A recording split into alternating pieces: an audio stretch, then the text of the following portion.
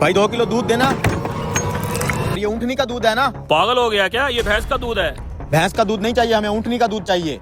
बेवकूफ आदमी, खाम खा मेरा टाइम जाया किया। अबे साले कैंची सो रहा है, उठ।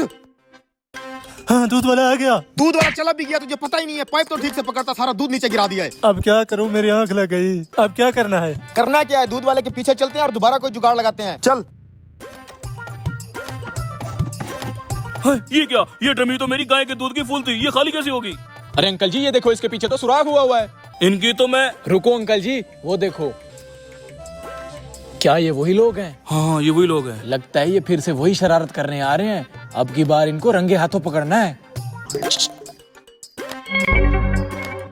सोलो कमीनों, मेरा दूध चोरी कर रहे थे। रुको, मारो मत इनको, सरदार के पास ले चलते हैं, वो खुद फैसला करेंगे। ले चलो। सरदार, मैं आपके इलाके का दूध वाला हूँ। इस कमीने ने मेरी दूध की कैन भरी हुई फाड़ के दूध चोरी कर लिया है। इसको ऐसी सजा दे दोबारा चोरी करने के लायक ही न रहे। सरदार जी, इसका कोई कसूर नहीं है, ये बेगुनाह है। इस चोरी का जिम्मेदार मैं हूँ। नहीं, ना तो तुम्हारा कोई कसूर है और ना ही मेरा। सारा कसूर तो सरदार साहब आपका है। कसूर मेरा कैसे हो गया? जी बिल्कुल आपका ही कसूर है। मैं तो इनको जानता तक नहीं, लेकिन सुबह जब मैं इनके घर के आगे से गुजर रहा था।